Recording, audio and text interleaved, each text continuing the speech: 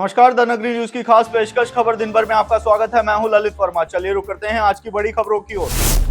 साल 2024 में भजनलाल सरकार की आखिरी कैबिनेट मीटिंग का आयोजन किया गया है, जिसमें कई बड़े फैसले लेते हुए न सिर्फ प्रदेश के लोगों को राहत दी गई है, साथ ही युवाओं के हितों में भी फैसले लिए गए हैं। समान पात्रता परीक्षा यानी कि सीईटी की वैधता को अब 3 साल का कर दिया गया है, तो वहीं पशुपालन विभाग में भी अब 3 पदोन्नति का तोहफा दिया गया है। इसके साथ ही भजनलाल कैबिनेट ने बड़ा फैसला लेते हुए ऐलान किया है कि पूर्ववर्ती गहलोत सरकार अंतिम दौर में बने 9 नए जिले और 3 संभाग अब नहीं रहेंगे। राजस्थान में 41 जिले रहेंगे। कैबिनेट बैठक के बाद प्रेस कॉन्फ्रेंस में मंत्री जोगाराम पटेल ने इस बात की जानकारी दी। राजस्थान में दूदू, केकड़ी, शाहपुरा, नीमका थाना, अनूपगढ़, गंगापुर सिटी, जयपुर ग्रामीण, जोधपुर ग्रामीण और सांचेर जिलों को खत्म कर दिया गया है। इसके साथ ही आपको बता दें कि 3 नए संभाग बांसवाड़ा, सीकर और पाली संभाग को भी समाप्त करने का फैसला लिया गया है।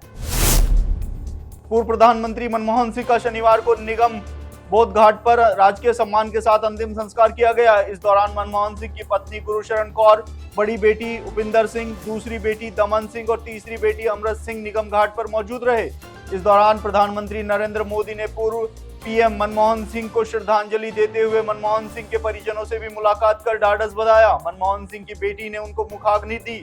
निगम बोध घाट में सोनिया, प्रियंका, राहुल और कांग्रेस के कई बड़े नेताओं ने भी उनको श्रद्धांजलि दी। इस दौरान राष्ट्रपति द्रौपदी मुर्मू, प्रधानमंत्री नरेंद्र मोदी, रक्षा मंत्री राजनाथ सिंह ने भी उन्हें अंतिम विदाई देने पहुंचे।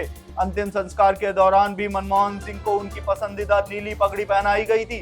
डॉक्टर मनमोहन सिंह की पार्थिव देह को सुबह 9:30 बजे उनके आवास से कांग्रेस मुख्यालय लाया गया था। इसके बाद अंतिम यात्रा शुरू की गई। राहुल गांधी पार्थिव देह के साथ गाड़ी में बैठे थे।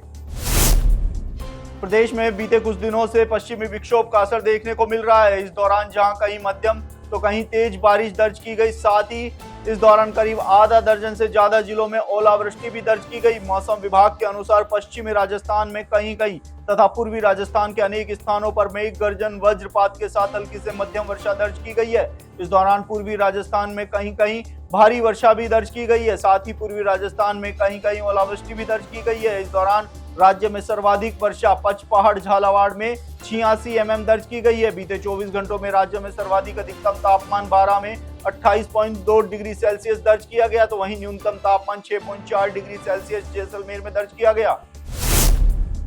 नरेश मीणा की रिहाई की मांग के साथ ही समरावता गांव के लोगों को न्याय दिलाने की मांग को लेकर कल यानी कि शनिवार को नगर फोर्ट में महापंचायत होने जा रही है, तो वहीं इस महापंचायत को लेकर अब पुलिस प्रशासन पूरी तरीके से मुस्तैद नजर आ रहा है। पुलिस ने महापंचायत को लेकर अपनी कमर कस ली है। जिला पुलिस अधीक्षक विकास सांगवान ने बताया कि सभा में आने वाले हर व्यक्ति पर नजर रखी जाएगी। इसके साथ ही जगह जगह पर चेकिंग पॉइंट भी बनाए जाएंगे। साथ ही महापंचायत में आने वाली गाड़ियों की वीडियोग्राफी भी करवाई जाएगी। पुलिस के साथ ही आरपीएफ और आरएसी की टीमें की तैनातगी भी की जाएगी, जिसमें किसी भी प्रकार की स्थिति से काबू पाया जा सके। भारत और ऑस्ट्रेलिया के बीच मेलबर्न में खेले जा रहे 14 टेस्ट मुकाबले में नितेश रेड्डी और वाशिंगटन सुंदर की शानदार पारियों की वजह से भारत ने वापसी की है।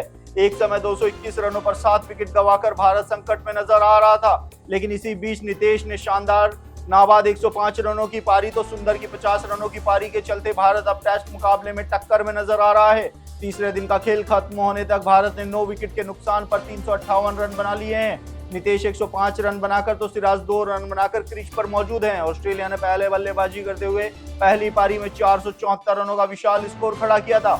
हालांकि भारत अभी भी 116 रनों से पीछे है, जबकि उसके पास सिर्फ 1 विकेट हाथ में है। झालावाड़ जिले भर में मावठ की बारिश ने दस्तक हुई है। झालावाड़ जिला मुख्यालय पर देर शाम को मेघ गर्जना के साथ ही जोरदार बारिश शुरू हुई, जो देखते ही देखते आंधी तूफान में बदल गई। तेज हवाओं के साथ जमकर ओलावृष्टि भी हुई, जिसके चलते ग्रामीण क्षेत्र में खेतों में जल भराव हो गया। ओलावृष्टि से धनिया, सरसों, संतरा की फसलों को भी नुकसान हुआ है। उधर झालावाड़ जिला मुख्यालय पर भी हुई जोरदार बारिश ने नगर परिषद की सफाई व्यवस्था की पोल खोलकर रख दी। करीब 1 घंटे हुई झमाझम बारिश के बाद सड़कें दरिया बन गई और मंगलपुरा चौराहे से पंचमुखी बालाजी तक सड़कों पर 1-1 फीट का पानी भर गया। साथ ही झालावाड़ की वसुंधरा कॉलोनी में अचानक चली आंधी व बारिश के मकान के छप्पर उड़कर गिरने से नीचे बैठे आधा दर्जन से ज्यादा लोग घायल हो गए। बांदीकुई दौसा में हुई बीती रात करीब 1 बजे शहर में तेज हवाओं के साथ जोरदार बारिश हुई। करीब 15 मिनट तक तेज बारिश का दौर चला। इस दौरान शहर की बिजली सप्लाई भी ठप हो गई, लोगों को परेशानी का सामना करना पड़ा। वहीं बैजूपाड़ा ग्रामीण क्षेत्र में रात करीब 11 बजे से तेज बरसात के साथ ही बैर के समान ओले भी गिरे। यहाँ पर महू खुर्द, बद्रा का मोड़, निहालपुरा, बैजूपाड़ा, कोटिन सहित अन्य गांवों में तेज बरसात के साथ ओले गिरे। रात भर ओले खेतों में पड़े रहे। किसानों ने बताया कि ओलों के कारण फसलों को नुकसान हुआ है। नरेश मीणा और उनके साथियों की रिहाई और समरावता गांवों के लोगों को मुआवजा दिलाने की मांग को लेकर कल नगर फोर्ट में महापंचायत होने जा रही है। महापंचायत के आयोजनकर्ता मुकेश मीणा ने बताया कि लाखों की तादाद में जनता यहां जुट रही है। इसके साथ ही कांग्रेस के नेता प्रहलाद गुंजल, विधायक इंदिरा मीणा, बाप पार्टी के 3 विधायक, पूर्व विधायक राम नारायण मीणा समेत कई बड़े नेता भी इस महापंचायत में शामिल होंगे। मुकेश मीणा ने भजनलाल सरकार को चेतावनी देते हुए कहा कि समय रहते अगर भजनलाल सरकार मांगे नहीं मानती है तो आर पार की लड़ाई के लिए सर्व समाज के लोग तैयार हैं। न्याय के लिए किसी भी हद तक भी जाना होगा तो जाना चाहिए। जैसलमेर के मोहनगढ़ में आज ट्यूबवेल खोलते समय एक अजीब घटना सामने आई। मोहनगढ़ नहरी क्षेत्र में ट्यूबवेल खोलते समय अचानक ही जमीन फट गई और जमीन से करीब 3 से 4 फीट तक पानी का फव्वारा छूट गया। इस दौरान ट्यूबवेल की खुदाई कर रही मशीन भी जमीन में धंस गई। जमीन से अचानक पानी निकलने के साथ ही खेत में हजारों लीटर पानी भर गया। घटना को देखने के लिए मौके पर लोगों की भीड़ जुट गई। जानकारी के मुताबिक नहरी क्षेत्र के चक 27 बीडी के 3 जोरा माइनर में विक्रम सिंह का ये खेत बताया जा रहा है।